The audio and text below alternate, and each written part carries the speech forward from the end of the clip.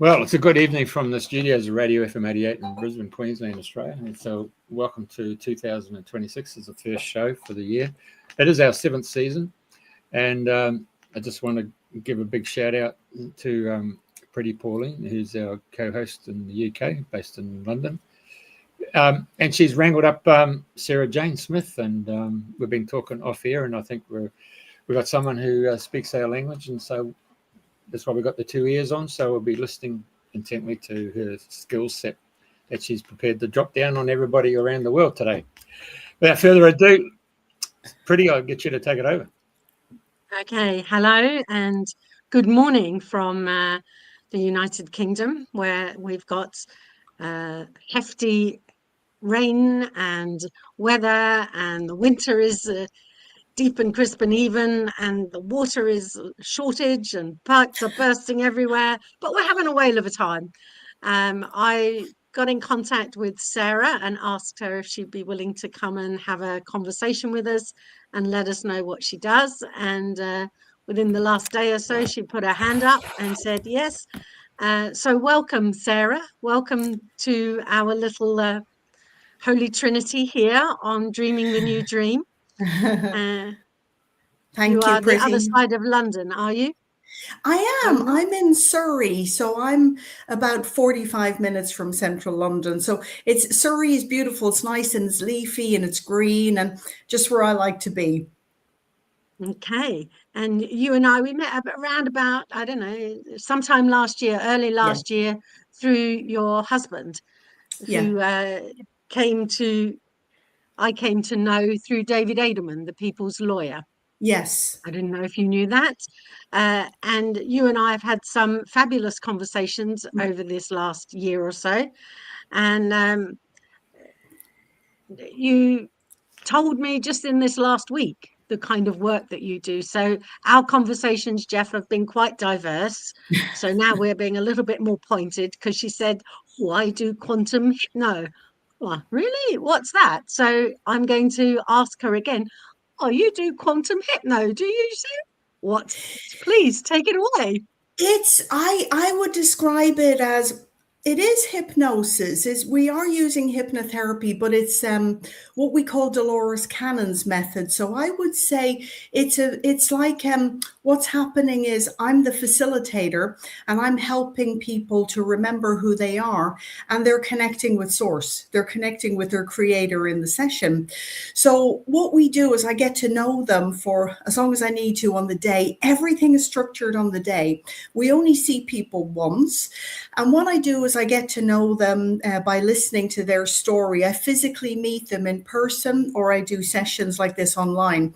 I've worked with many, many people in beautiful Australia, beautiful New Zealand, the other side of the world. And it works perfectly well. And then we do the hypnosis part, which is they're connecting with source, God, the creator, the higher self. Most people call it the higher self. And what happens is the higher self will, for example, it will indicate where the issues lie.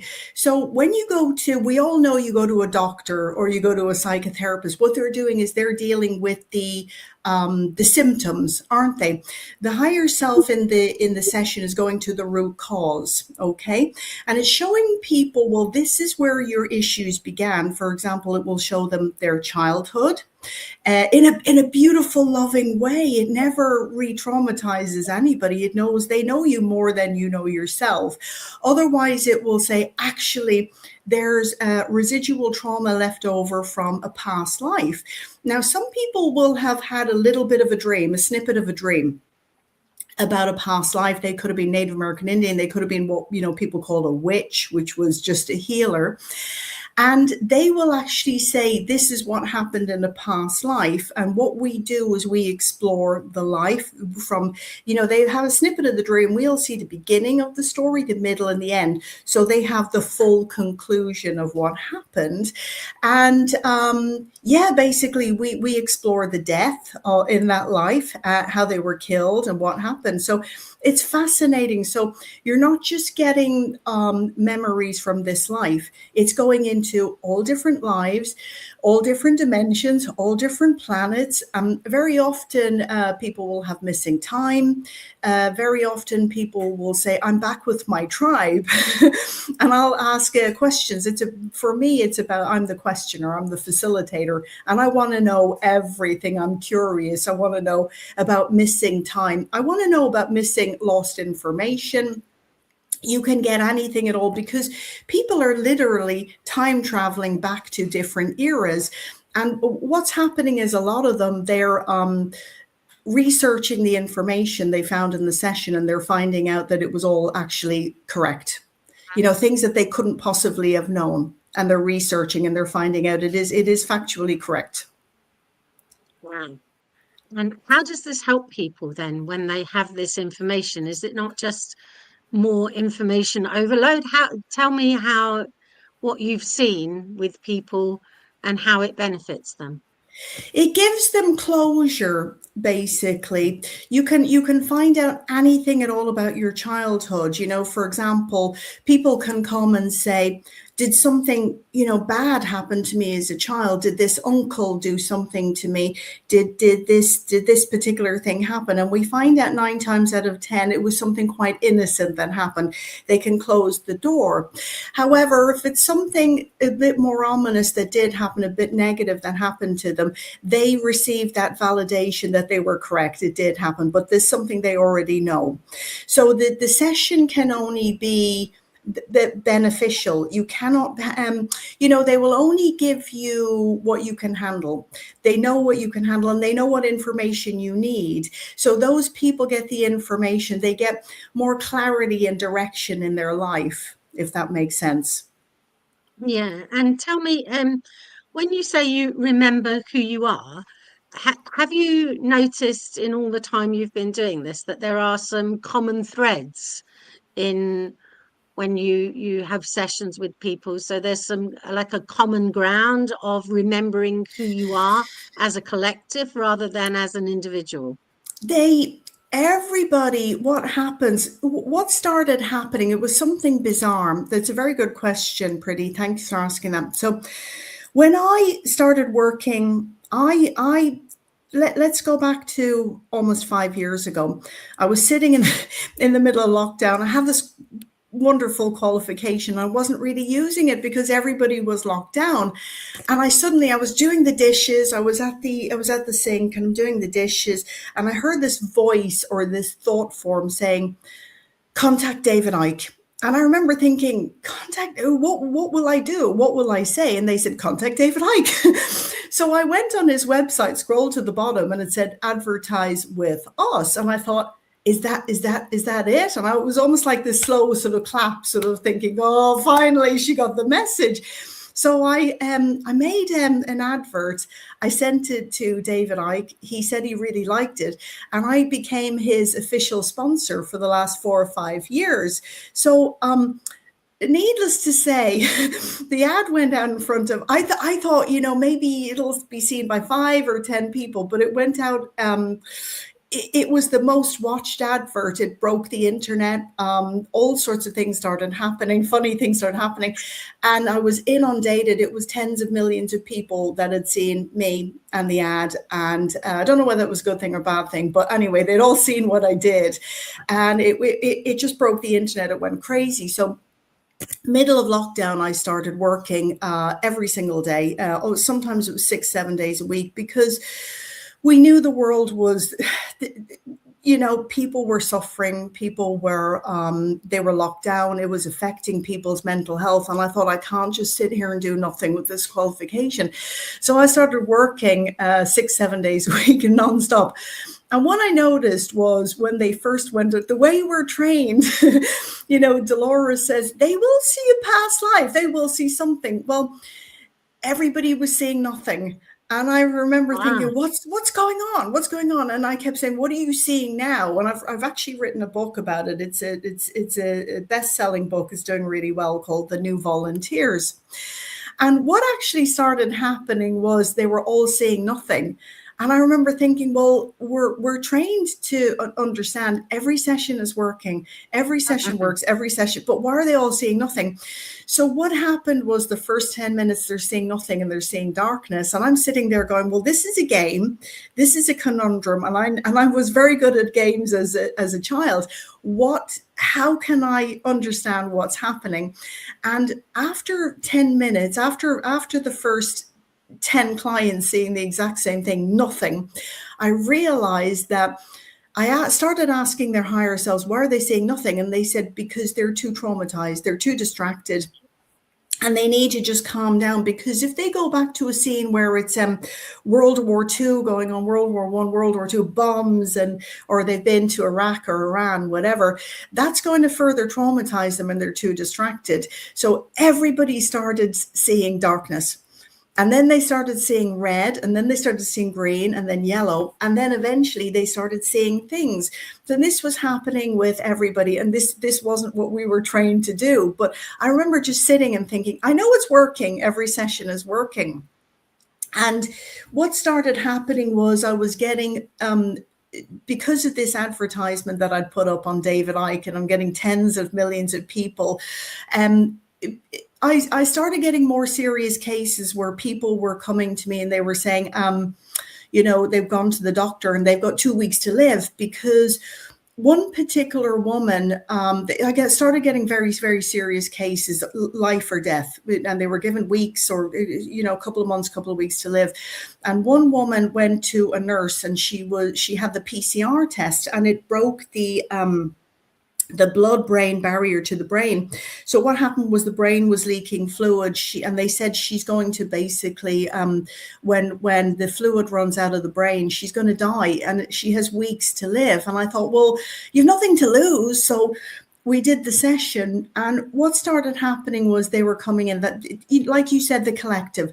So the collective consciousness, I knew she was working with the Galactic Federation, something like that. So what happened was they came in and I said, what are you doing now? Because my job is to not just ask questions and keep the session going, but to ask the right questions.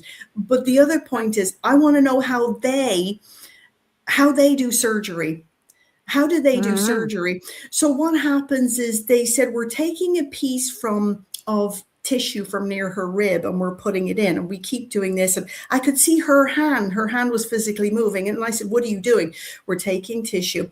And they started healing this part of the brain, underneath the brain. And I said, how long is it going to take? Could you finish it in the session? And they said no, because the lady was 75 and she just didn't stop running around. And they said, you have to learn, slow everything down. She wanted to travel to help people. So they said, the lesson is you do need to slow down 8 weeks. And she told me 8 weeks to the day that the brain was completely healed. And so I started having quite a lot of people coming to me. I mean, thousands coming to me. One man flew over from the Netherlands, and he came and he said, look, my heart is officially working at 20%. What can you do? And in his session, he told me he saw the Anunnaki coming in, and he said, I'm part of them. I'm part of the Anunnaki, and they love me. And he said, well, they're taking me up on a ship. And I said, okay, fair enough. And I'm following what they're saying. And he's lying on the ship. And I said, what are they doing now? And he said, no. What are you doing? And I said, calm down, breathe. What's that? And he said, they're taking the heart out of the body. Now, this is really, really common, what I've found, to answer the question again, because what they're doing is holographically, they're taking the organs out. And what they started doing with the heart is they said, we're massaging the heart. And this is really common. And it made me wonder, when we go back in time, you see the Mayans or whatever it is on the top of the pyramid, and they are taking the heart out physically. And the ETs were probably going, that isn't what we meant. We meant holographically take it out, and they're massaging. So I think humans maybe saw this energetically, and then they put it back. Mm-hmm. So imagine clients in a session and they're saying, and some of them said to me, they looked up and they said, we saw reptilians and the reptilians were helping us and healing us. So it's changing. I think everything we know, that's what I think. And more information is coming out now to support what is happening in the sessions, that everybody thinks reptilians bad. Let's say, you know, one person from a country kills somebody. Oh, that everybody from that country is bad. Well, that isn't true. So we were getting reptilians coming into the session, and they were helping and healing people too. And I said to the client, what is your relationship with a reptilian? He said, I'm one of them. And so they understandably, they want to help me. And these ETs, they are master biologists as well. They know exactly what to do. And I'm learning, because I ask in every session, what are you doing? How do you do that? So they'll say, we'll put light in it, or we'll put energy in it, or we'll physically take the organ out and we'll massage it. And so when these people, this is the proof that it's not just woo-woo, it's not just our imagination, because these people go back to the doctors and surgeons and they go, it's a miracle, it must have been the drugs. And the clients start saying, well, we stopped taking them 6 months ago. And they go, well, it isn't Sarah. It isn't her. It isn't the session. We can't explain it, but it's a miracle. So these people will go back, and one man with the heart that was working at 20%, they said it's working at 100. And then I went over and I met him in the Netherlands, and he said, and other people told me as well, he's doing weightlifting. He's lifting hundreds of kilos. He's in the gym, and everybody before said, no, you're going to die slowly. But he's proving, you know, everybody to be wrong. So what do the doctors and surgeons know? Well, the doctors and surgeons, they're not all bad. They're not all against us. They're coming to me and asking me to teach them. Because I've had somebody who's written books with Dr. Mercola in the United States, and they've come and they've said, teach us, train us, show us what you do. And other people like Dr. Peter Glidden, I shared a patient with him as well. And when he saw the patient the following day after the session, he said, this can't be right. It can't be the same person, because previously he'd been dying of cancer. Following day, he's taken on the world. So that's the effect it's having on people. Do I do much? I'm the facilitator. I just ask the right questions, and it's not just sitting asking questions. It's finding the needles in the haystack energetically, and that's what I'm good at. I pick up a sense or something. There's something hidden here. There's something we need to find, and it works every time, because people are putting their trust in me. They're putting their life in my hands, and I've never lost a client yet. The only time, you know, one person 6 months later, he didn't make it, was because the wife said he went back to the hospital, and they encouraged him to do chemotherapy. He didn't make it. So. Okay. So tell me, when in and around the first time we did meet, you did have a problem with your foot. So you being able to help other people, have you been able to self-help with your foot? And how is your foot these days? Yeah, it's what happened was, and I'll tell you the truth, the full story, because I haven't really talked about it yet. I was at an archaeological site in the largest, oldest pyramid in the world in Bosnia. And maybe I was imbalanced energetically, but I was about, it's quite wild out there still. And I was about, 5-6 meters from the bottom, and the earth underneath my feet gave way, and I fell onto rocks at least twice. So I basically smashed everything from the left knee down. And I remember I was with my young children then. I remember saying, just help me. I have my arms around two of their shoulders. And I remember saying, I don't feel any pain. So it's probably just a twisted ankle or something. And then I remember I tried to put a bit of weight in it, and I thought, that's not going to work. So I remember thinking, it's probably just a twisted ankle. You'll be fine. And I did go to the hospital. They took x-rays, and they said, no, all the bones are smashed from the knee down.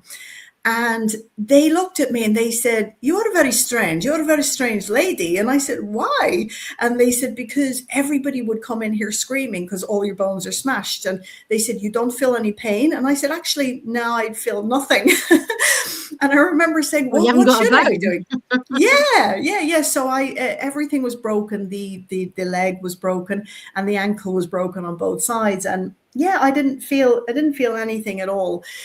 The only thing that sort of started getting to me a little bit was they said, the x-rays were so bad, they said you will probably be in a wheelchair for life. And it was just over a year ago. I am running now. I'm back on the treadmill. I'm running. So that's how much they know. And I think it's up here. It's how strong you are. If I'm doing this job and teaching other people to be strong, then I should be leading people in this way anyway, shouldn't I? But basically, I did call on God. I did call on Source. I did call on Michelangelo, which Priti works with as well, who was brilliant. And he helped me too. That was extremely helpful, the work Michelangelo did. But I was mentally very strong. I was physically very strong. They kept constantly saying to me, if the leg dies, watch this, look out for this, look out for that, because we will amputate your leg. And I kept looking back saying, yeah, you won't though. And even if it did happen, yeah, it's going to be fine. Yeah. But because of my job, I know Source can, when you connect with Source or the higher self, they can heal anything at all. Not only am I running, I think the leg is probably strong. I think my left leg is probably stronger than the right one now. So it doesn't matter. It doesn't matter what they tell you, what they're, and then they said, you'll come back and you'll have arthritis. And I kept saying, no, I won't. Because they don't understand the body. They have no idea. They're doing, what I call Rockefeller medicine since the 20s. When the Rockefellers came along and introduced allopathic medicine, they banned everything. They banned all these, what they call pseudoscience, which what I'm doing, they say it's not really proven. Well, yeah, it is. But that's what they want to tell people. It's just all pseudoscience. It doesn't really work. But listen, I've seen, every possible disease. I've seen people with lupus. I've seen people on 36 pills a day. A week later, they're on nothing. And the doctors are scared. The doctors are thinking, what's going on? They're losing their grip. And the clients are coming to me. Even some of the doctors are coming to me. And I had the same woman with lupus. It was gone within days because they did the blood test. They said it must be a mistake. It must be the wrong person. It must be, wrong diagnosis, but it was gone.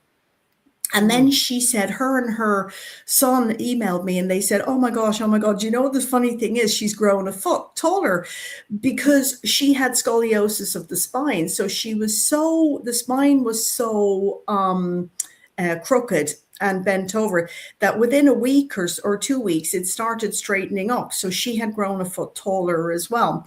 We don't know. We don't give guarantees to people, but everybody that's done the session, they've got exactly what they wanted. They had answers and healing. So, but that is up to the person. Does it work for everybody? If somebody says, oh, I definitely want to see again, I'm blind, and I definitely want to get rid of this disease, but actually they don't really, then they will say it hasn't worked for them. And also some people, Dolores Cannon said, some people, they need the attention. Oh, I'm the victim and I'm sick. In that case, if they don't accept the healing, it won't work for them. They will say it didn't work, but it is them who has to accept the healing. Correct. So there's a kind of union between the conscious and the unconscious. Yeah. So what people are verbalizing and what they actually still need, because if they were capable of putting their best foot and left foot forward, then they would do it. But if they still have some unresolved, unknown issues, then they too would need to be dealt with before they can really leap forward. Would you say that's a fair assessment? Yeah, and it's about really being honest with yourself. I have an inquiry form on my website, do you really want help? And if the answer is, they have to really think, are you gaining anything from the disease and being sick? Because if you are, you're not going to accept that healing. There was a woman, she was from Australia. And she came to me and she said, I'm completely blind. And she said, I want to work with something completely different, not the blindness. And I thought, okay. And she said she had a quantum healing session with someone in Australia a year ago she wanted to see again, or so she thought. And when she went to him, she did the session. She said it didn't work. And she said it wasn't that it didn't work. It was that she suddenly realized that she didn't mind being blind at all, because she could help more people by being blind. So that was why, they say even with Jesus, they said he could heal anybody, unless that was this person's journey. If it was this person's journey that they were to be blind and they were to help more people that way, no, he said he could not interfere with their karma or their journey. It isn't possible. Wow. Yeah. That's the new book, by the way, the new volunteers. The new volunteers. So when you were in the pyramid of the sun, were you in the tunnels? Is that where the incident occurred, in the tunnels? No. I was at the bottom. I was towards the bottom of the pyramid, which is still quite wild. And I think it was just a lesson I needed to learn. This has been very common about a year ago. I've met about 15 women who've stepped off curbs, who've fallen, and they all seem to have broken their left ankle or left leg or something. And I said, what did you learn? Just meeting people out and about. And these women said to me that I needed to slow down. So that was probably what happened to me. And also it gave me time to finish my book as well. And I think the book needed to come out, because in the book, the clients ask questions about taking the jab, people that took the vaccine. And there's very, very interesting information for people about the vaccine, about how you can not give that vaccine permission to work on you. And when you don't permit that vaccine, how it has to leave the body as well. So there's energetic ways of detoxing that vaccine too, by not giving it permission.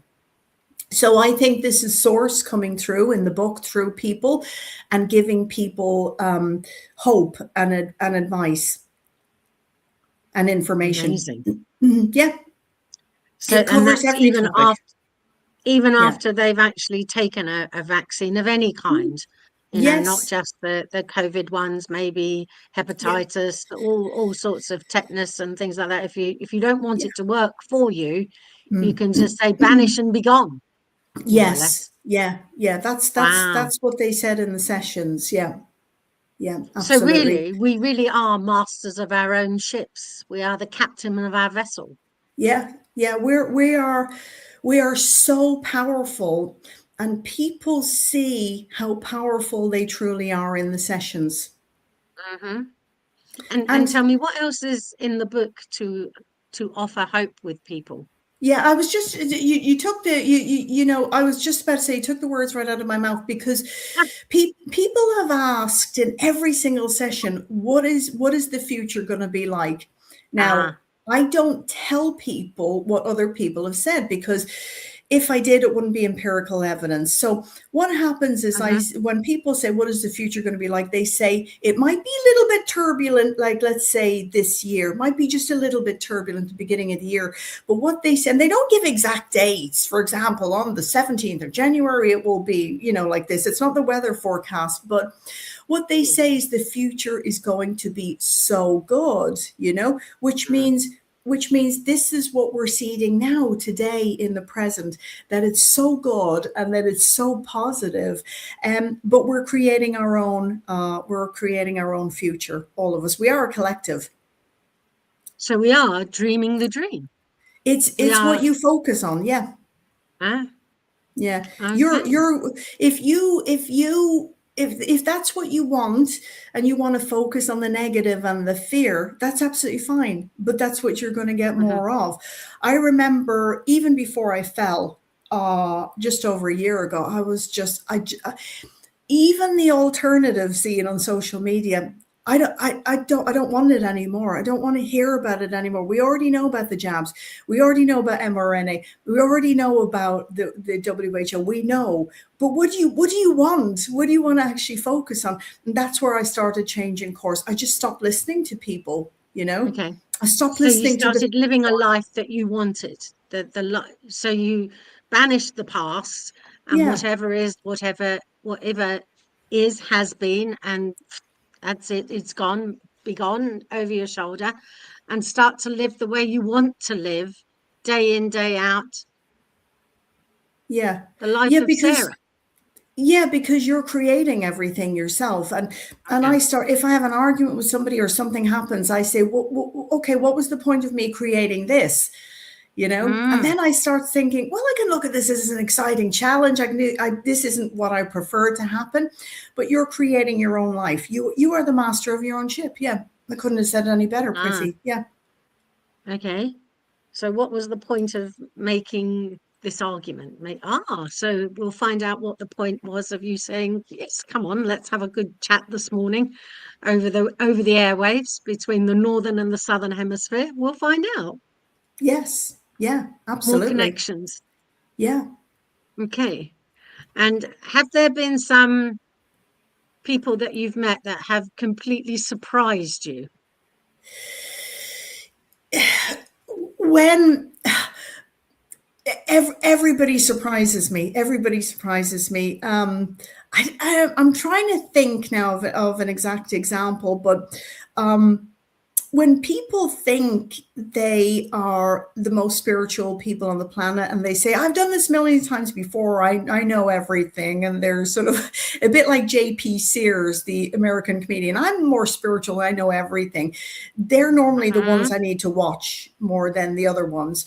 And when people say, I'm new to this and I'm not, but I'm open, I would rather have somebody who's open-minded, a clean slate, and says, I'm new to this. I would rather work with them, because they're not coming with the ego. They're not coming with the conditioning. They're not coming in thinking, I know a lot about this. You don't know what you're going to be like under quantum hypnotherapy. You have no idea. And even I don't either. I don't know what's going to happen. I don't know how people are going to react. One of my huge fears when I first started was the fear of the unknown. What happens if I don't know what to do or say? Well, guess what? That is going to happen in a session. We don't know, because the truth is how little we know. And so this is why I love this job, because when I don't know what to do in the middle of a session, I'm learning. And you get that skill set that nothing can bother me. The answer will come, So everybody surprises me in a session. I don't take anything anyone says at face value anymore. I tune into them, and I'm open to everything and anything happening. So always come with an open mind. Many people haven't even heard of quantum hypnotherapy before, but even fewer people have done the session. So you don't know what's going to happen. You don't know how the person's going to react. There will be a lot of energy in the room. Sometimes people have said they can almost feel the walls shaking and the bed shaking. And, it's a crazy roller coaster ride, but we're learning every day, and I think I'm one of these people, I've got my finger on the pulse now as to what's going on with humanity and the collective. And that's what they say. Focus on what you want, guys. Focus on the positive, because this is what you're going to create, So would you say that there's a difference between quantum hypno and past life regressions? We're going to, because people are going to wherever they need to go. I don't lead anybody anywhere. I follow the client under hypnosis, but I just say, what can you see or feel or hear or sense? Or because one person will hear very, very well, and they'll say, oh, I'm seeing these blue people and they're saying this, or I'm seeing God and he's saying this. But the majority of people say, I'm just seeing visual things, but it's quite blurry. And we need their imagination to fill in the blanks. Does that make sense? We need them to open the imagination, because that's what the imagination is. The imagination is the portal to this knowledge.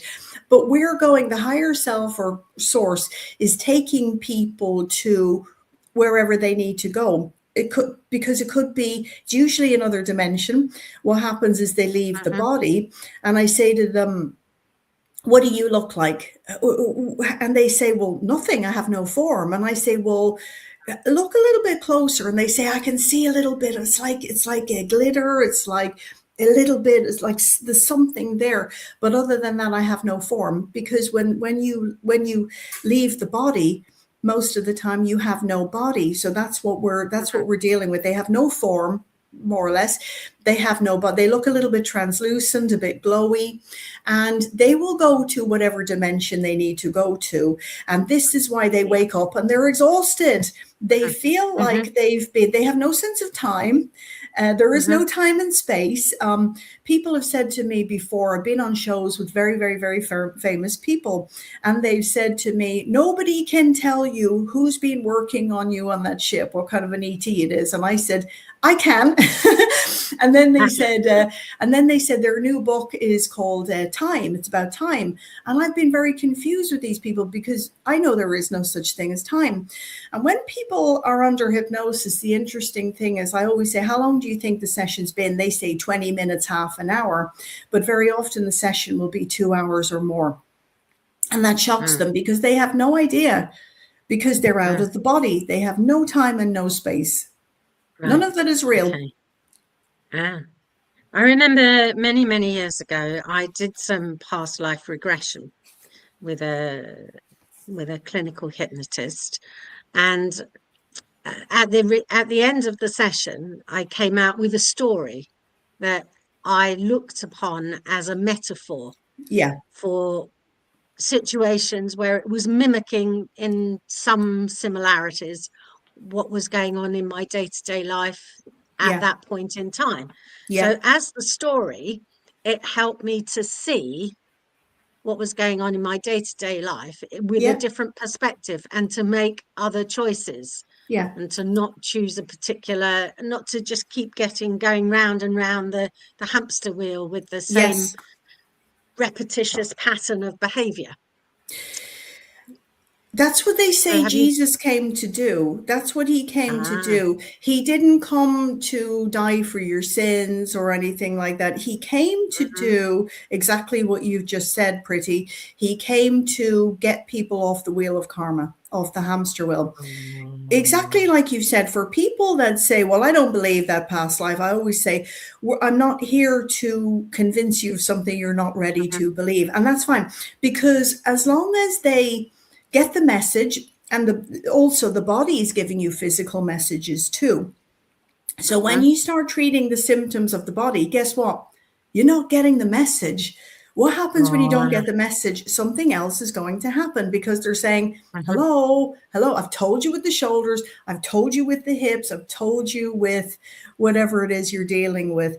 We're trying to tell you, we're trying to get through to you through the body. When you don't get the message, or you treat the symptoms, or you take pills, which is masking the symptoms, you're not listening. It's going to get worse, because they're going to shout louder at you. They're going to knock harder till you get the message. And in the session, everybody finds the message. And guess what? They find it themselves. I'm not giving you the answers. I'm not going to give you the answers. You have to find the answers. And people do. And they have that rewarding feeling. I did this myself.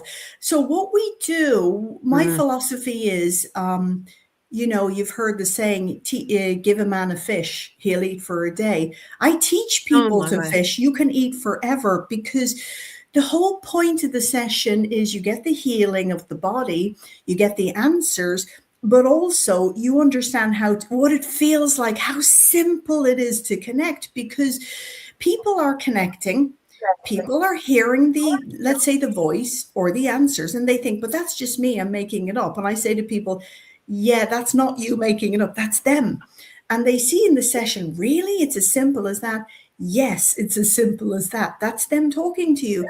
The people are either not listening, they don't trust themselves, or they're too distracted.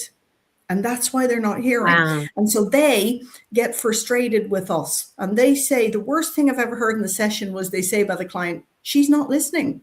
And we try to give her messages and we try to speak to her, but she's not listening. So they're going to give you more and more messages. They're going to get louder. Right. So the key to all of that are the listening skills of ourselves, to ourselves with other people. Could you explore and expand upon that? It's trusting yourself when you hear, you get that gut feeling, or you get, why don't you go down that way? Instead of turning right today, why don't you turn left? And people go, yeah, but, and we fight with it. And they just go, oh, how many times? And so you got to trust yourself. You got to trust the voice, trust the knowing, the inner feeling, the gut feeling. The body is the best indicator. It's telling you.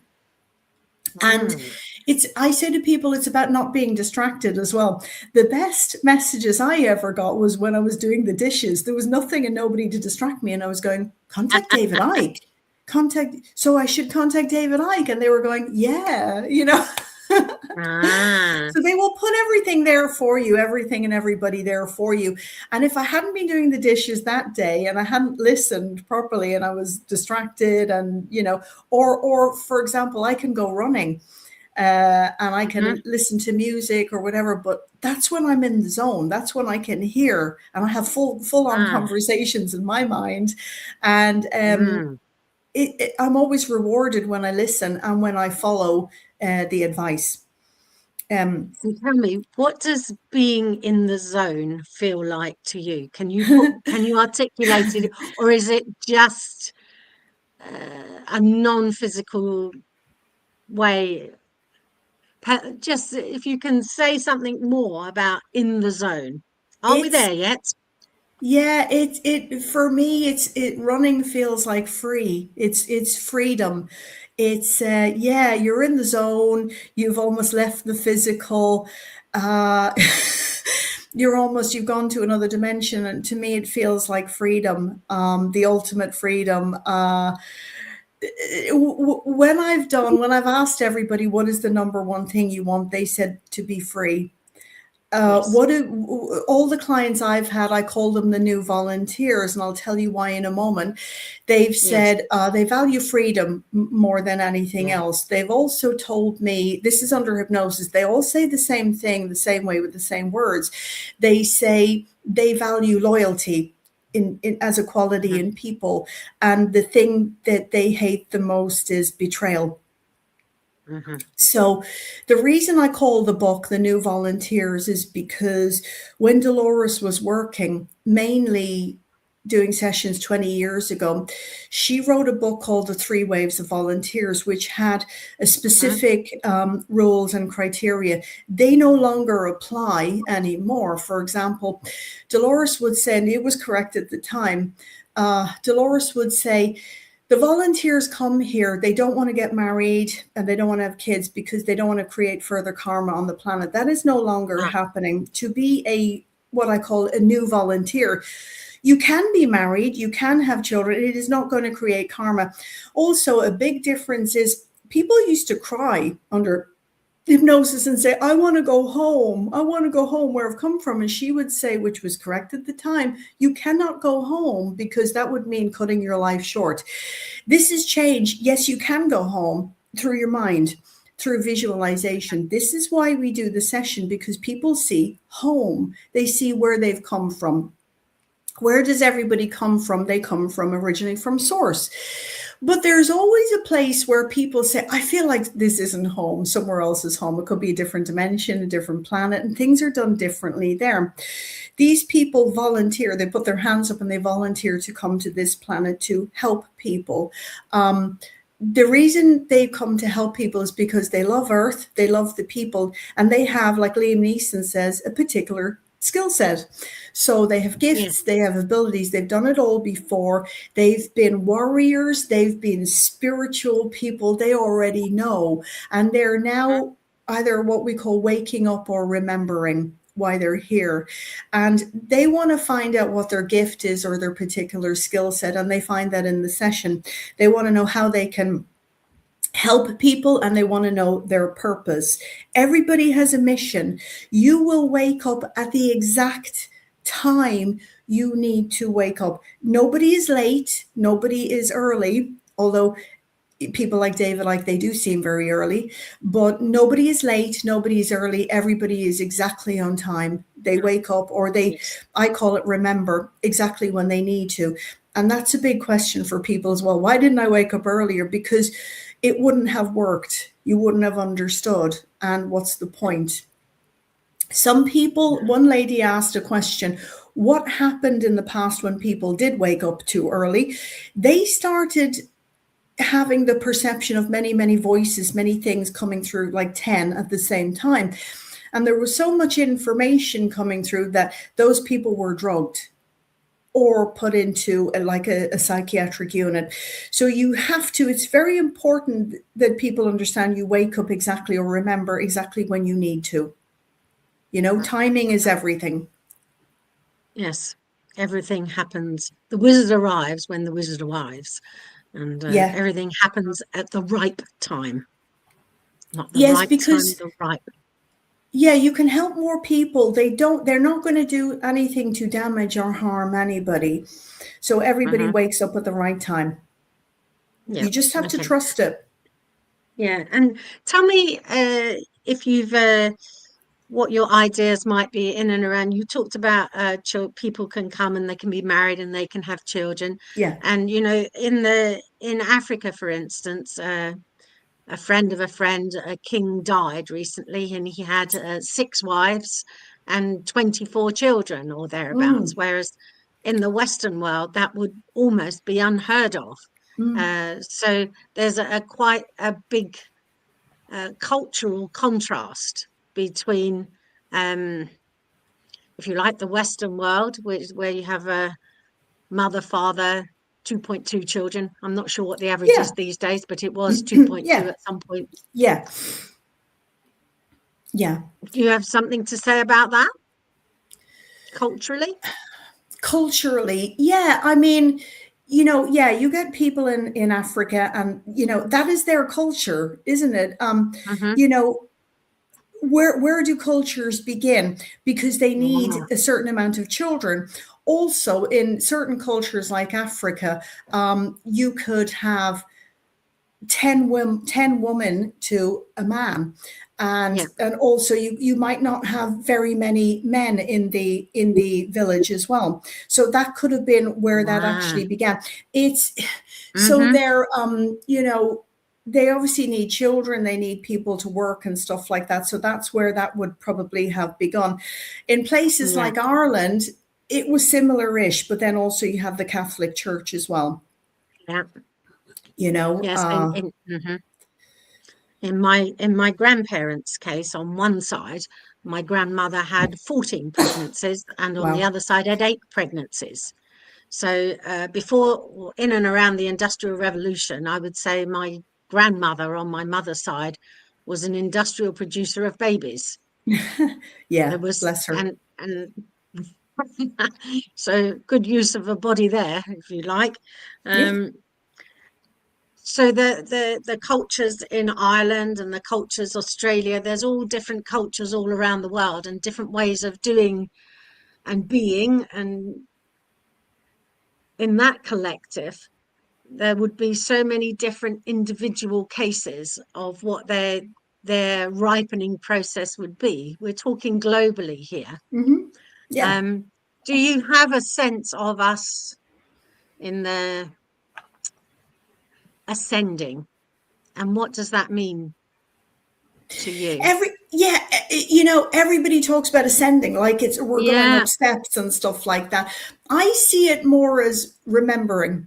We're remembering who we truly are every day. Yeah. Okay. So we're born with this. We're already born. We already come in, but we have that veil of forgetfulness. Now the veil is thinning and we're remembering. So it's not so much scaling and going up. It's remembering who we truly are.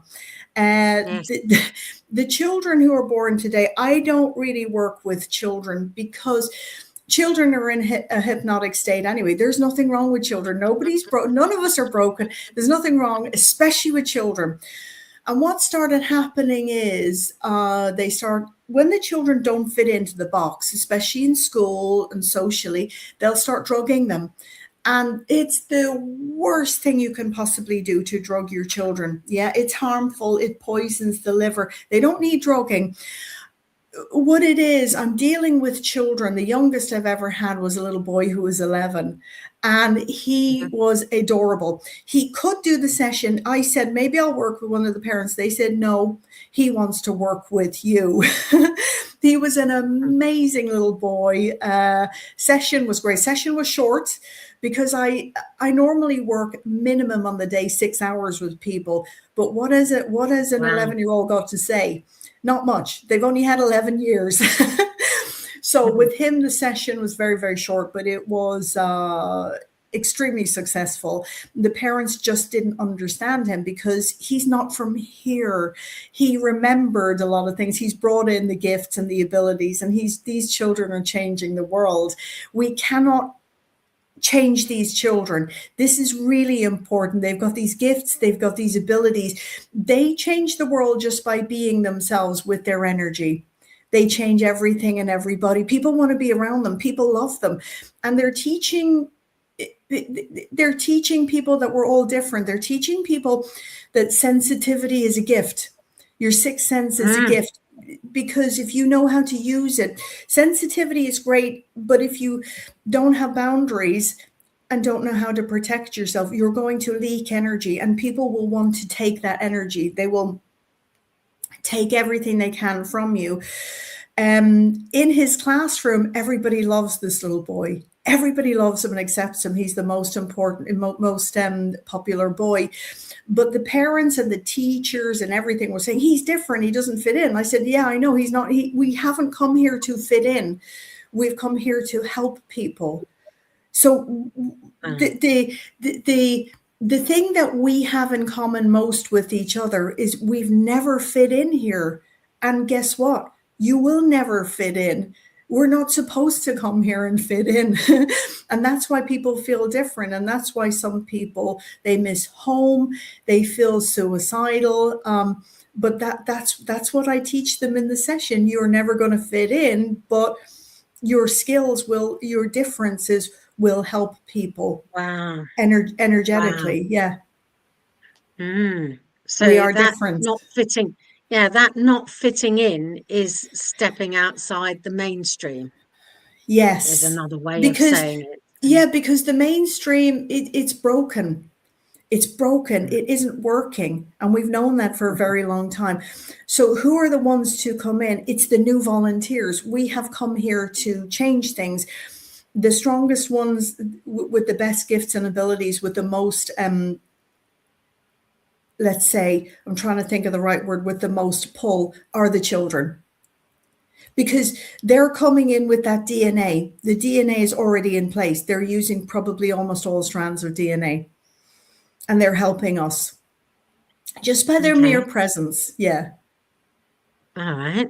So for someone unenlightened, how would you describe the strands of DNA that are within people? It's the DNA is supposed to hold the gifts and the abilities and the potential for change. And these strands, they're activating all the time. And I feel we're being given tests and lessons all the time. I know I'm being tested all the time. And you have moments where you rest, and then you've got these little challenges again that you have to go through. And I think these tests are activating us. They're activating the DNA. You need to, I think, my opinion is you need to be worthy of all the power you are going to get, because you need to be responsible for that power, because the dynamics are now changing. The people being given the true power, you're being tested for responsibility to hold that power, what you're going to do with it, and the main thing is your intention. Even if you get things a little bit wrong or it doesn't go the way you thought it would, it's all about your intention, what your intention was. And if you've good intentions, that's all it's about. We're learning. It's all a learning curve. Yeah.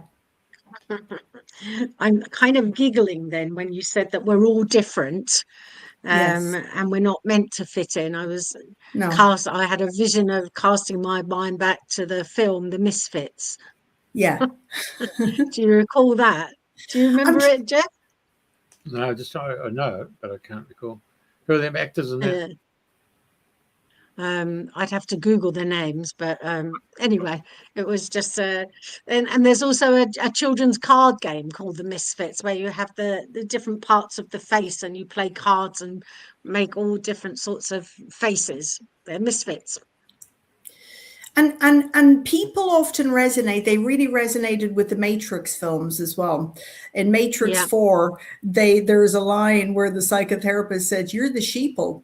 The sheeple will never revolt. They will never wake up." And it's like, yeah, but we beg to differ, don't we? Yes. Another great movie that's out at the moment that I would recommend people to watch would be the latest Avatar movie, because this is what I'm talking about when I'm talking about focus on what we really want, because they're connecting with the planet, with the Earth, and you've got the army coming in, and they don't understand. It's for them, it's all about money. Money is important, but it's not even real. They want us fighting and killing over money. The army come in and they just want to extract everything. And what they don't realize is the important thing we have is the planet and the connection to the planet. And when you're connected to the planet, you will always have everything you want and you need. True. Okay, cool. Yes. Yes, it's quite an old film, isn't it? Yeah. I don't know if I was born. Oh, so it was Marilyn Monroe, yeah? Yeah. Quite some time ago. So what goes around comes around. And so in a session with you, how would that run for somebody? Say I came to you, and what would we be doing together? Well, if we physically meet, or as well as that we can do it by Zoom, we normally sit and we just chat. So there isn't really that much structure. People will, I say to people, talk to me about what you feel is the most important things in your life, and the most important events, even traumatic things. But we leave the traumatic things and the problems for the day of the session.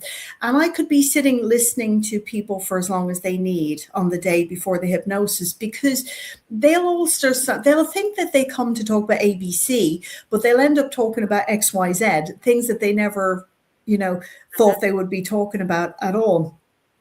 And so I'm sitting listening to them because I need to get to know them as well as I can for the first maybe 2.5, 3 hours, which is different to all the other hypnotherapists, because they will only give people usually 45 minutes to an hour. And they usually say 45 minutes, that's enough. I don't think it is enough at all. And Dolores said that you need to spend as long as you need to spend with that person, Okay. When people go to a therapist, they say 59 minutes, 44 minutes, and then you're out. And they're leaving you crying and traumatized, whereas we don't do that. When people talk to me about their life, they could be talking for 3 or even 4 hours before the hypnosis. Then what they do is they lie down. You have to be lying in a bed, because we want the head and the neck and the shoulders and everything to completely, fully relax. They're lying down in the bed, and I will be talking to them about, can you imagine a beautiful butterfly floating in the air? Can you imagine, for example, and I use as you can see in the picture, I use my hands a lot. I'm using, because I'm moving energy. I'm doing Kate Bush, and I'm sort of moving the energy like this in the room all the time. And I say to them, can you imagine that? Can you see this? Can you see that? And then we will be talking about, can you see a beautiful place? And this is when you see them, we watch the client, and they start going into theta. which is that altered state. Okay. And you can tell when they're in theta as well. We slow everything down. I slow the voice down. They slow everything down as well. So we're getting them into that beautiful relaxed state. And people don't really understand what hypnosis is. Hypnosis is only being relaxed and focused. So then this is when they start being shown images or symbols or downloads, whatever it is they need to see. They will be shown in a way that they can interpret and understand, because otherwise, what's the point? They know exactly how people work and what they need to see. So they will show people images, symbols. If I have somebody who is a mathematician, for example, they will keep showing mathematic symbols, images, stuff like that in a way. And the mathematician will keep saying to me, oh, they're showing me this. And I'm like, yes, I still have no clue what you're saying. But as long as it means something to that person, they know what you will understand. They know how to connect with you as well. They speak your language in a way. Yeah, they're using your brain. They're using your mind. They're using your words. They're using the images you can understand. For example, there was quite a few sessions where people used non-human words, non-human language, where they're doing things where they're only using your words and your language. That's what we're taught. But then they'll put something funny in where they'll say something like, my cells are fizzing. And I'll say, sorry, what? My cells they're fizzing. They feel like they're fizzing. And I'm like, where did you get that from? And they'll wake up and they'll say, don't even remember saying, but that's not how I talk. And then I'll have another session next week and the week after, and they'll say the same thing. Yeah, I feel like they're fizzing. And it's like, I've never heard that before in that way. So all of a sudden they'll put a word in that people don't use and they don't even know what it means. Okay. Wow. Yeah. So they've lay on the bed, they've had a good chat, you're taking them into hypnosis, and then they may say all things that they remember or don't remember, or use language that's not familiar to themselves. Yeah. And then when you're coming out, what's the releasing process? What happens when they see the lives, the dimension, the planet, like you said, the story, we ask them to bring, because it needs some structure. We want to know specifically. They come for answers. So they bring 10 questions. 5 is about their life and 5 is about their physical body. So I put those questions to their higher self. Dolores used to call the subconscious or the superconscious or God or source, whoever we're with. It could even be an ET. I will take anybody that, we say, do you know, do we have permission to ask you? Could you help us? They will always say yes, or they'll say, we'll find somebody else. So they will talk through the client and they will give the client the answers. A lot of the answers the client will say, I kind of thought that was the case anyway, but some of the answers will blow people away. The answers are always loving, forgiving, very clear. They're giving people direction. They're showing you should do this or do that, but it's up to you. This will be good for you. They can help you with money, with finances, with abundance, which some spiritual people say, no, it shouldn't be about money, but why not? You can ask anything you want. And then we normally ask for healing of the body. So that's when they'll go, or sometimes we have the structure in the session and it won't work like that at all. If somebody's very, very, very seriously ill, they won't go to a past life at all. That's not going to be helpful. They'll go straight into healing. So they'll say, oh, I'm surrounded by 10 different beings and they have their hands on me. And I'll say, what are they doing? They'll say, they're healing my body. So that's why I said, I can't lead like this. I can't sort of tell you what the structure is going to be. But if they're going to die and they have 2 weeks to live, we don't have time to waste. They're not going to waste time on information. They will do the information sporadically in bits and pieces, but they're going to heal that person's body because we know they're going to die. Right. So they don't waste time at all. They know exactly what to do. My job is to get the person's ego, their, the critical mind, the ego, the left brain, and to keep pushing it aside to allow these beings to do the work. Amazing. Yeah. Amazing. Yeah. So if people want to get in touch with you, how can they do that? You can email me on quantumhypno.co.uk. I advise filling the inquiry form out because it makes you think and also gives me a lot of information as well about what you want and what you need. So and you've got to be ready, really. Yeah, sorry. Go, you carry on. So this was an advert that we made in Hong Kong. So we made a lot of adverts because I knew that just seeing a picture of me as the therapist or just hearing sort of words, you know, it wouldn't capture people's imagination. So we flew to Hong Kong and made this ad to give people an idea of what's going to happen as well. A lot of the things I do, I like to make them visual. I like to do adverts. I like a little bit of moving, a little bit of voice, a few words here and there to pull people in and show them, get their interest. So it won't be for everybody. Some people will still say, yeah, I want to go to the doctor. I want pharmaceutical, I want pills. That is not the way of the future. We will not be doing it like this at all. If you want a job in the future, it's going to be an alternative therapy. And this is part of the advert we made in Hong Kong. That was good fun making, actually. Yeah. It was very good fun. Yeah. It was very busy. There was all these Chinese people. They were all wearing masks and they were sort of saying, you wear masks. And I was like, no, wear a mask, you know. And I was, as you can see, I'm the only one. I'm all dressed in white. There's nobody in white. They're all doing the masks. They're all running. And we slowed everything right down. This person that's with me in the ad is called Simon Elmer, and he's an author. He's absolutely brilliant. And he kept saying to me, what annoys him is people are always on their mobile phones. So he said, put something in the ad about, you know, mobile phones. I'm a huge fan of the Terminator. So we had a line in the end of the advert that says, book with me if you want to live.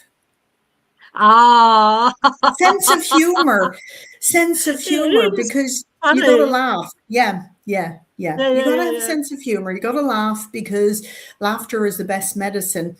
The highest possible frequency, people think it's joy, love, gratitude. They are high, but the highest possible frequency is authenticity, is being your authentic self. And that's what people will find in the session if they work with me. Okay. All right, let you have your little drink. Jeff, you got something to come in here with?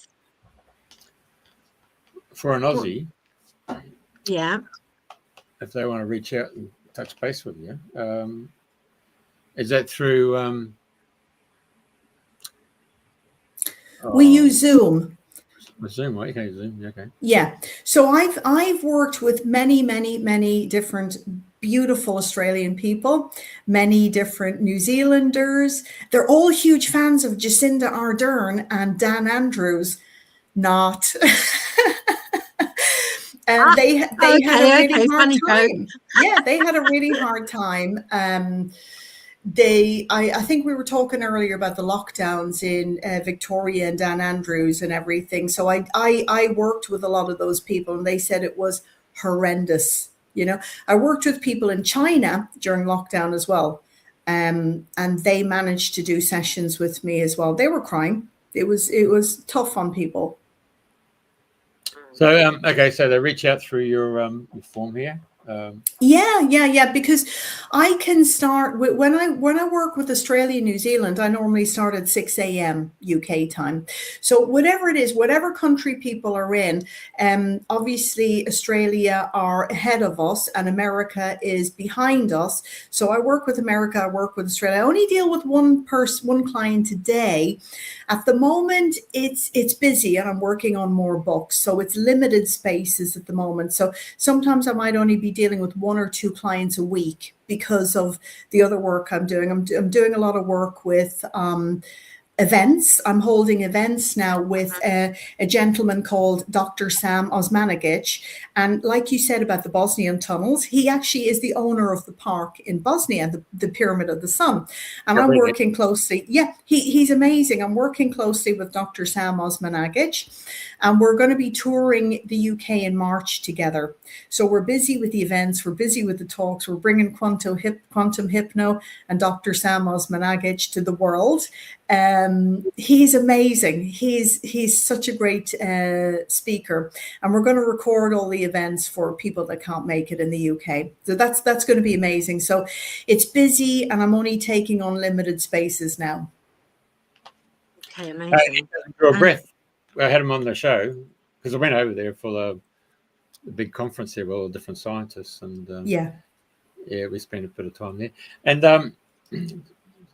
went to the other pyramids as well. But anyway, bottom line is he came out to Australia and caught up again in Brisbane here. So he could talk. There's no stopping him.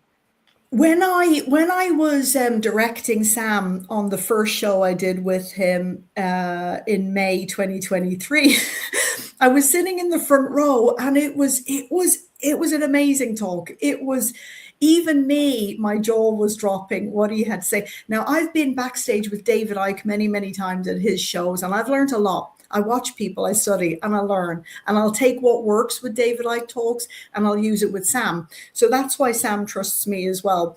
And one day, 2023, he basically said to me, he rung me up and he said, organize an event for me. And I said, sure. When is it? Like 6 months? When is it? He goes, 12 days. And I said, 12 days? You want me to organize an event? How will I do that? And he goes, I don't know. You're David Icke's sponsor. You'll figure something out. So I thought, why did I say that? Why did I tell him that? So that's what Sam is like. He's like, you just said you can do it. I have faith in you. So he gave me 12 days to organize his tour last year.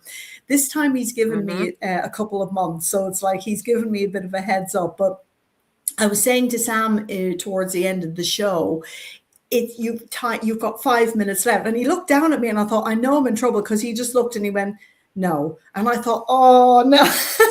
So talk about trying to manage somebody like Dr. Sam Osmanagic. It's not easy, because he's not going to listen to you. And basically then I said to him, you need to get off the stage, sign the books. And I was going, sign the books. And he went, okay then. So I thought, how am I going to get off the stage? But I remember saying to him, come off the stage. And he looked at me and shook his head and said, no. You're the only person I know who can actually pronounce his last name. Osmanagic, yeah. So people think it's difficult, do they? Yeah. I mean, everybody just calls him Dr. Sam, isn't it? Yeah. Okay. I had to introduce him live on stage, and I was in the background and I was going, don't mess it up. Because obviously you've got nerves, obviously you've got whatever. And I just said, I got the name right, and I thought, oh, thank goodness for that. And then I said, he is the real Indiana Jones. And Sam goes to get on stage, and we're playing Indiana Jones theme. And Sam just looks at me, and I'm like, I'm in so much trouble after the show. So we're playing So Sam goes to talk. We've got it on video, and the whole audience erupts in laughter.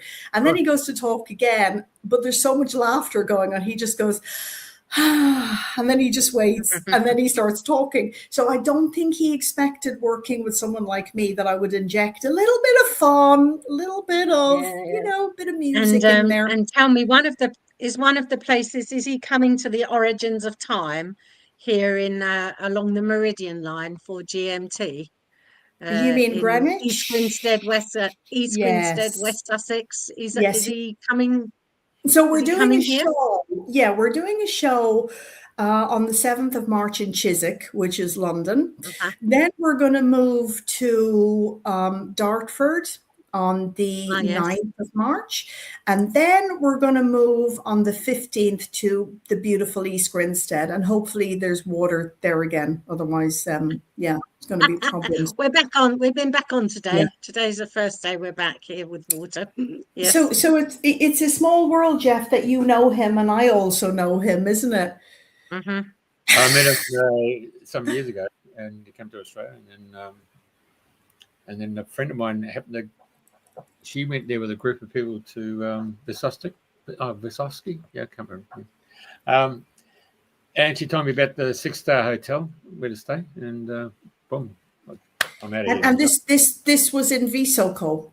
Visoko, that's it. The Yeah. only thing is, I got bloody what do you call it? Dysentery from being at the park, because the toilets there are not the most salubrious.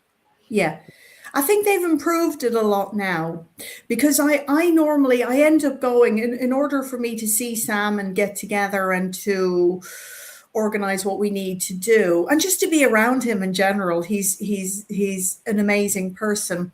And I'm sitting having a coffee, and I normally hear his car, and he's like, "Sarah, get into the car." And I know we're going somewhere and we're doing something, so he wherever I am in Visoko, he seems to find me. But yeah, the park has really improved now. It's a lot better. Okay. It's We're an zooming amazing in on that place. now. Yeah, it's amazing what he's done with that park. True. But he does need support, because it isn't a one-man job. He needs a lot of support. Support, it isn't always giving money and stuff. Support is always coming over to Visoko, and it's about telling people what you've experienced. There's tunnels in Visoko. They're ancient prehistoric tunnels, and they're full of negative ions, which clean the cells of the body. That's the pyramid of the sun. Now, that's why I said it's wild. It's underneath all this trees and earth and everything. So what it looks like underneath is amazing, because they have leader photography as well. They can see inside as well. And the tunnels, they all lead to all the pyramids. So there's quite a few kilometers of tunnels. But the tunnels the air is pure. There's negative ions in the air. They're cleaning the body and the cells. And some people say they go when they're sick. They've got cancer or diseases, whatever. That's the tunnels there. And a few weeks later, they came out and they have a clean bill of health. So it's really, really amazing. And the energy and the force that I feel in the tunnels is the same one I feel coming through in the sessions, which is yeah, I feel it's the same force. Yeah, because I can feel the similarity. Yeah. So you can do meditations. Yeah. I was in there with a pair of t-shirt and the shorts and a pair of runners and that. Yeah. It's not cold, is it? It's just really nice. No, it stays at around 12 to 15 degrees all the time. So when it's freezing outside, you'll feel like it's warm in there. When it's boiling, I think one year it got up to like 38, 39 degrees. We were dripping in sweat walking around. And when you go inside, it's cooling. Yeah, of course. But a lot of people, they'll bring a little blanket with them, or they'll bring a cushion or something. The interesting thing about this place is Novak Djokovic is a huge fan. He's also best friends with Sam. Yeah. Basically, Novak Djokovic said he would not have won the Grand Slam had he not been 6 times to the tunnels. So he sits and he meditates and he breathes. It's about breathing in, slow breathing in this air, and it cleans and purifies the body. Wow. And can anyone go there at any time, or it has to be orchestrated? No. Anybody can go in. You pay about, in English pounds, I think it's about £2.50 for an hour. You go in. They don't come and get you. You can stay a little bit longer if you need to. And they normally recommend you going in twice, let's say once in the morning, once late afternoon. And they have, which is interesting, they have a way of measuring your energy before you go in. There's a little booth. Yeah. They measure your energy. They measure your stress, everything with this machine. And then they measure you a week or 2 weeks later. And the difference is unbelievable. Mm-hmm. That's the entrance to the That's the entrance. Yeah, that's the little souvenir shop, and that's the little entrance. And just opposite the entrance is the little ticket booth. You buy your tickets there. And they're like family to me now. I know all the staff. I know everybody there. They're just so lovely. Park is beautiful. They actually do free activities for orphan children as well. They take thousands of children, and you can see the children. They say, what do trees feel like? You can see the children actually interacting with the trees and touching the trees and the nature and everything. So it's very educational for the kids. When was the last time you were there? I went to Bosnia in, I'd say, oh my gosh, I was traveling extensively last year, so I think it was maybe July, because I'd gone to Egypt twice. I took my children to Cairo. We were inside the pyramids. We took them to Bosnia. We took them to Japan. Took them to the Maldives, Turkey. We went to Göbekli Tepe in Turkey, which I would recommend people go and see. And yeah, many other places. So I traveled every other month in between work. And when I go away, I always say I'll switch off, but I never switch off work, because there's always emails coming in. There's always serious cases coming in, and people need help. So yeah, I almost never switch off, which is annoying. The toilets is funny because it says male, female, and ET. So they have a sense of humor. Yeah. Amazing. Yeah, very good. And of course, it's a pyramid line unlike any other of the pyramids, because I think of the pyramids in Egypt, for instance, they're quite distinct. Yeah, well, these pyramids are the oldest and largest in the world, and Sam thinks they go back around 20,000 years. No, actually, I think it's more. I think it could be around 30,000. But you need to have you had Dr. Sam on the show, Jeff? Yeah, I've had him on. Yeah. So yeah, and Sam has a new book out as well. So that's gonna be blowing people's minds as well with his. He's so open-minded, you know. I tell you what, if you get the opportunity, he put out. Must be 15 years ago, PDFs, and you go on and I just made this.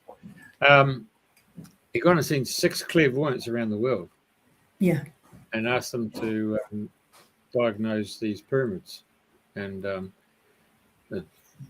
that's a journey in itself. About the was it 7? Is 7 pyramids in that? Yes, I think it's 7, isn't it? Yeah, and how they're all interconnected and how they've all been backfilled up and all that stuff. So and then there was this reincarnation where he was involved right back in all those thousands of years ago in that interplanetary war. If you can find that PDF, it's a really interesting story there. Yeah. I definitely feel like I have some sort of past life connection, both with people I work closely with, David Icke and Dr. Sam Osmanagic. 100%. Yeah.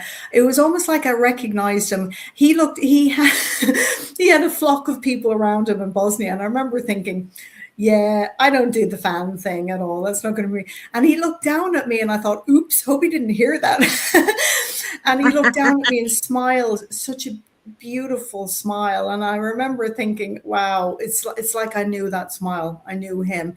And obviously look at us now. We're all working together. Me, David Icke, Sam Osmanagic, and quite a few other people. There'll be a lot more collaborations to come this year. Also, I think Michael Tellinger, I've asked Michael Tellinger if he will come to the events as well. He's given me a big thumbs up. But I don't know where he will be in the world at the moment. But I'm trying to get Michael Tellinger to fly in. Yeah, he's going to be there the June solstice. Yes. Yeah. So I'm trying to get him to come in March. I keep saying to I keep saying to Sam, give me an introduction to Novak. He'll love the sessions. So Sam keeps saying, I will, I'll let you know. But I only know 24 hours before he flies in, because probably even Novak doesn't know where he's going to be, you know? Yeah. He's done remarkable. And he's a non-meat eater. He's a vegan. Novak is a Novak. vegan. Yeah. He's changed everything, because people used to think, oh, you need meat, you will be weak. Look at his training regime. I'm a former swimmer as well. My sister is an Olympic gold medalist at swimming. She won 3 gold medals and a bronze in Atlanta. I've come from an athletic background. So I have worked with Olympic athletes too, on their mindset. I have spent time with Olympic athletes. I've been in the Olympic Village in '96 in Atlanta. And so working with people like Novak, he would be very, very interested in what I do, because they're interested in the mind and the body. They see the connection, and he knows exactly how important energy is. He knows, he's on the ball. People like him, they're not from here. They're extraordinary people. And they're showing people that, yeah, you can be one of the fittest, strongest, intelligent men in the world and still be vegan. And he's also, when you go to Visoko in Bosnia, they used to all laugh. They used to go, everything is meat, you always have to eat meat. And now you've got many vegan options on the menu over there, vegan and vegetarian, and a lot of people, I've been vegan 30 years, number one, because of health reasons, but number two, because I have compassion for all animals. I don't want an animal to suffer and die for me and it consumes something just because it tastes good, and I do meet a lot of spiritual people as well, and they don't have any interest at all in an animal suffering, or they just say, I don't care, it tastes good. So each to their own. Yeah. Okay. Fantastic. Any more questions now from down under, Jeffrey, for our beautiful guest, Sarah? No, I suppose, how do you get paid? How do I get paid?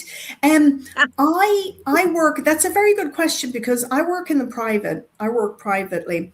So people normally, they'll give me, let's say, a bank transfer or PayPal. And you know what? Cash is king. When I physically see people, they just give me cash.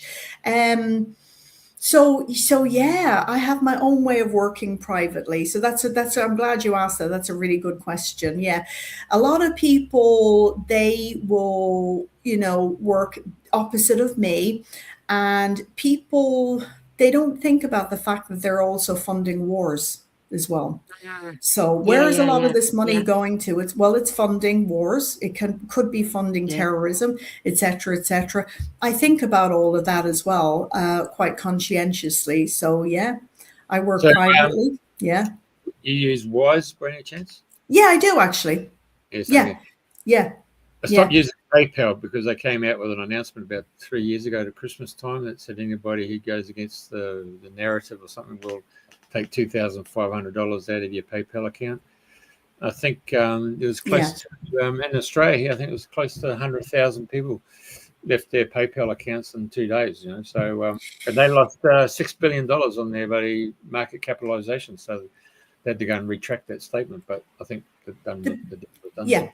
The people have the power. That reminds me of Disney, and brilliant thing was Budweiser, right? They had Dylan Mulvaney, and he was the the transgender. I'm drinking Budweiser, whatever. People stopped drinking it. They completely tarnished the image of Budweiser. And people stopped buying it, and they lost a lot of money. So this goes to show, Jeff, what you said, that example about PayPal. People won't put up with that. They will lose billions of pounds. So when everybody gets together collectively, like it was a football match or something, and we all get together and we go, we're not doing that, they will change. You force change. And they say one man can't make a difference. Of course you can. Of course you can. Jeremy Clarkson's shown what's happening with the farmers in the UK, and that's no different to what's happening to farmers in New Zealand or Australia. I mean, he's just brought it to everybody's attention, but the bureaucrats are doing, and of course, Mr. Trump's doing the same, where he's removing so many bureaucratic layers and getting into those NGOs and what he's doing with United Nations, the 66 whatever organisations getting afflicted, not getting any money. I thought, fair play to you, mate. Yeah. And it's all coming out. The information is all coming out now. You even see the band, the English band Jamiroquai, and they're on stage and they're saying a handful of people own the world and whatever, and people are cheering and clapping, and it's all coming out. It's all collapsing. You know, the narrative is collapsing. People are fed up. They've had enough. Of course. Yeah, and so we are so powerful. We have the final say always. Yeah. Now, before we finished up last year, we had a lady in northern New South Wales who came on the show. Her name was Fiona, and she gave herself the name Love. So her book was called Clandestine Wings, and the website's called clandestinewings.com. And she took 2 years out of life and went down every imaginable rabbit hole that anybody who's a critical thinker has expressed. And she's gone and put it together in a book called Clandestine Wings. And on the website there, it's got resources. And when you click it, it's got all the chapters listed all down.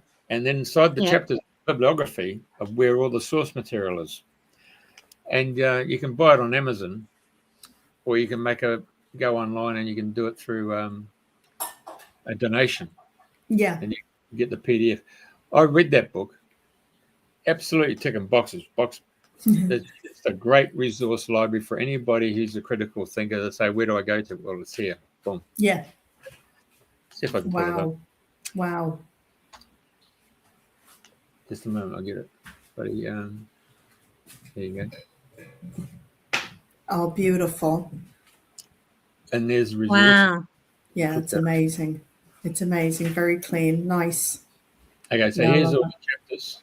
Yeah. And breaks it all down and tells you where all the source material is. I mean, there's the Heckle and Jive, Heckle, where those money guys all got together to set up the Federal Reserve. Amazing. It's just all there. That's a lot of work that she's put into the book. Yeah. The CIA, Agenda 21. I mean, we had Sandy Adams there talking about the agendas, you know. Yes. Yeah, she's doing amazing work. Yeah. Anyway, so there you go. So it's some of the conversation we'll have to have off air because it's needs to be set up. Anyway, so Priti, thank you very much for introducing Sarah Jane Smith. She's always a delight to talk to. We never know where it's going or how we're going to meander through it. But we have just been speaking for an hour and a half, and like you said, like your sessions, the time just flew by. A little snippet outside of time and space for me while I was having the conversation with you. It's always a delight to catch up with you, Jeffrey, and to connect the northern and the southern hemispheres. I think it's a wonderful thing to do.